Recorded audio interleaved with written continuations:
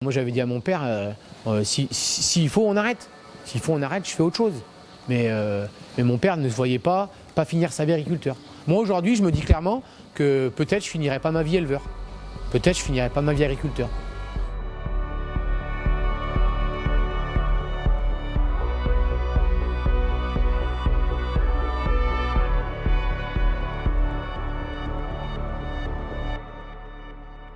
Ça me ferait mal au cœur, hein. J'en serais triste, j'en pleurerais, j'en serais malade, mais clairement j'arrêterais. Aujourd'hui j'ai un très bon copain sur deux communes plus loin là.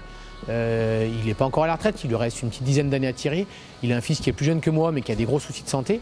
Là il a décidé l'automne dernier d'arrêter la production laitière. Il vend son troupeau. Mais c'est dur, hein. Il a passé des fêtes de Noël qui sont très dures, il en pleure très régulièrement au téléphone parce qu'on aime nos vaches, on aime ce qu'on fait, on est amoureux.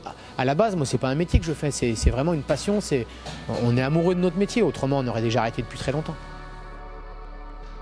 C'est un projet qu'on a, ce serait de rentrer un autre associé, voilà, pour donner un peu d'oxygène au niveau temps et au niveau réflexion aussi. Quelqu'un qui n'est pas noyé dedans, qui a un peu de recul, quoi. Voilà, le futur, j'espère que mon salarié va rester, déjà premièrement. Et puis le futur, j'essaye de plus faire de gros investissements. Parce qu'aujourd'hui, les gros investissements, c'est sur du long terme, c'est sur du 10, 12, 15 ans. Donc on essaye d'investir pour toujours rester un petit peu à la pointe de la technologie, pour essayer de toujours améliorer les conditions de travail, améliorer le bien-être des animaux. Et puis essayer d'acheter les aliments, d'acheter les intrants le moins cher possible. Pour l'instant, je ne projette pas d'arrêter mon exploitation demain. Parce que j'ai trouvé quelqu'un avec qui ça se passe très bien aujourd'hui. Mais demain, je ne sais pas ce que la vie réserve. S'il décide de s'en aller, si je trouve personne, concrètement, il faudra prendre des vraies décisions.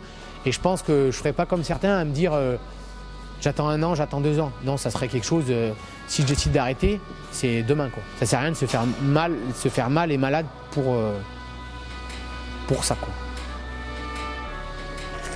On a presque doublé le chiffre d'affaires, c'est que ça va mieux. Oui.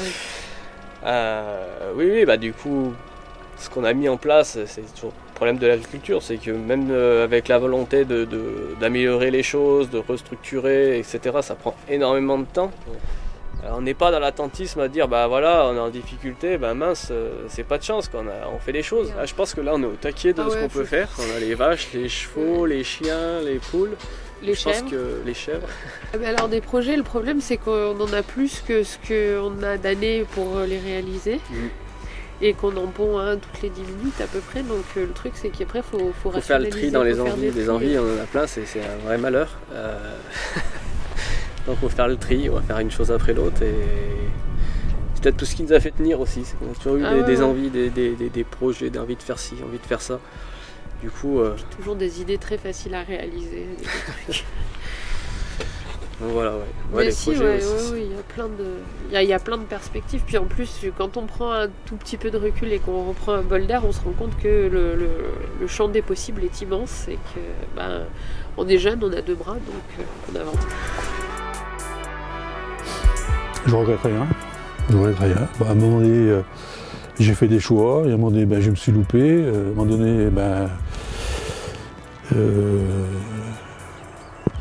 et ça a été des choix qui ont été disproportionnés par rapport à ce que j'étais capable d'assumer.